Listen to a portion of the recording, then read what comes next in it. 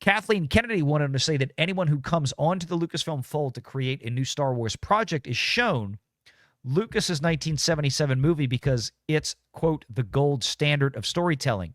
She added, I would say this is the film everyone starts with when we start talking about story and what it is we're trying to build off of. What? What have you, woman, what have you built off of?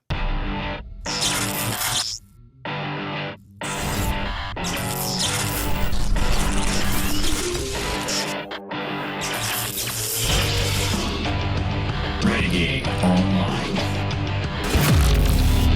Star Wars boss. Everybody was asking about this earlier with Kathleen Kennedy. I saw this.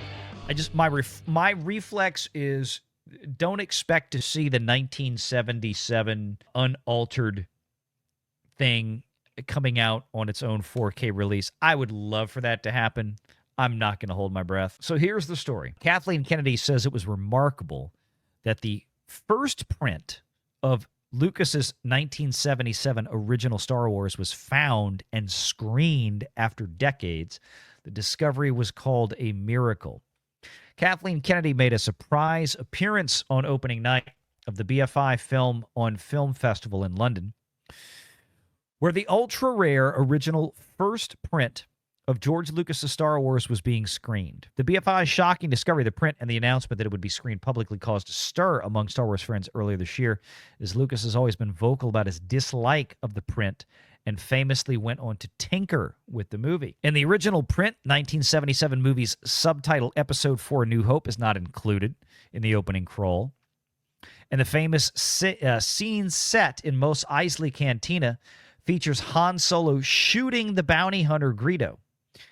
Lucas changed the scene in a future edit so that Greedo shot first, absolving Han of wrongdoing. Again, Han shot first. The choice led to one of the Star Wars fandom's most legendary phrases, and there it is, of course, Han shot first.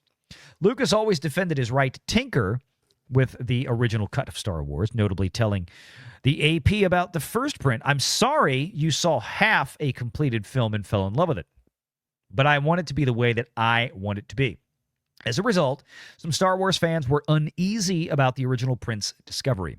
Kathleen Kennedy told the crowd at the BFI Film Festival that she was in attendance in order to legitimize the original print being shown, amid concern from Star Wars fans that it would not be what Lucas wanted. Okay, can I?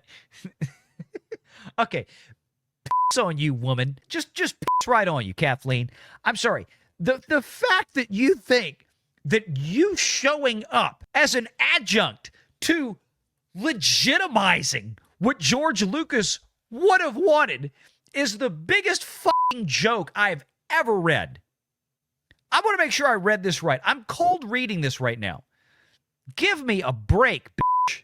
You have to be kidding me right now. Wait, Kennedy told the crowd at the BFI Film that she was in attendance in order to, quote, legitimize the original print being shown amid concern from Star Wars, also in quotes, fans, that it would not be what Lucas wanted. Well, woman, you failed. Kathleen Kennedy, my God, I'm so tired of talking about this stupid, worthless woman. She can make coffee and phone calls.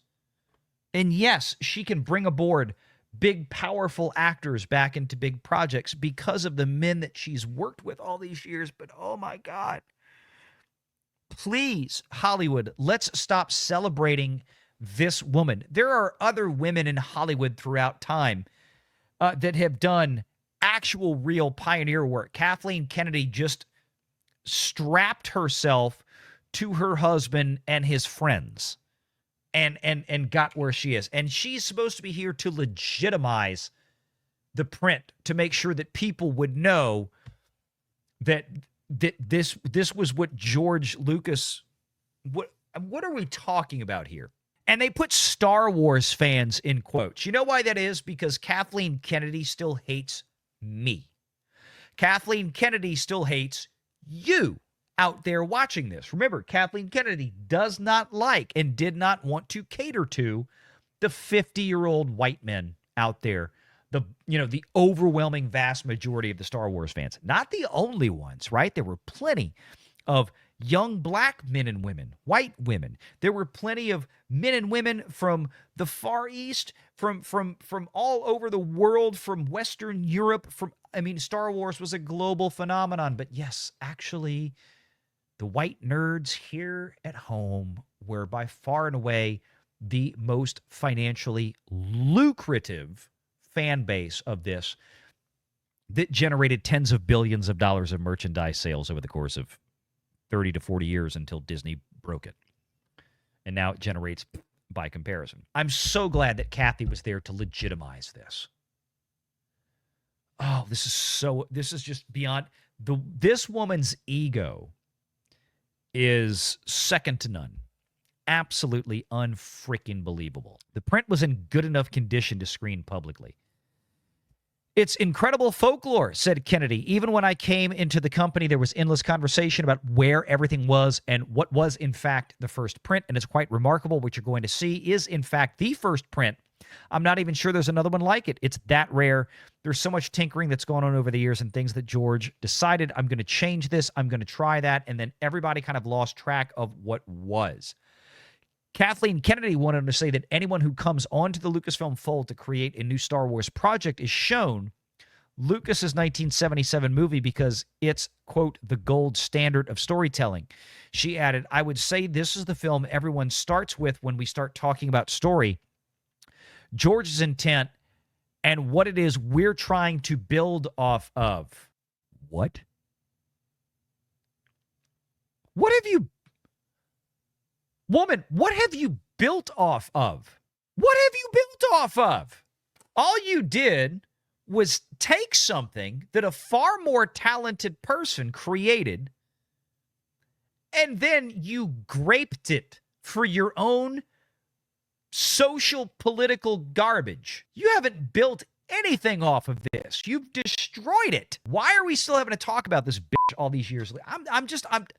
I can't help it, though, because that's what we do here, right? This is one of these topics that we always cover, so we have to keep covering it. We got to do our job here, even when I hate doing my job reading stories like this.